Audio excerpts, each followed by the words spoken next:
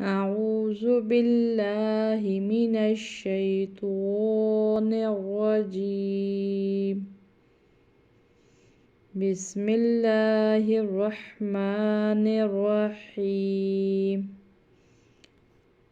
واو پڑی زبر وا، لام پڑی زبر لا، والا دال پڑی زبر دا، والدا آگے وقف ولد. چونکہ دال حروف قلقلہ میں سے، قلقلہ کا مطلب ہوتا ہے ہلانا.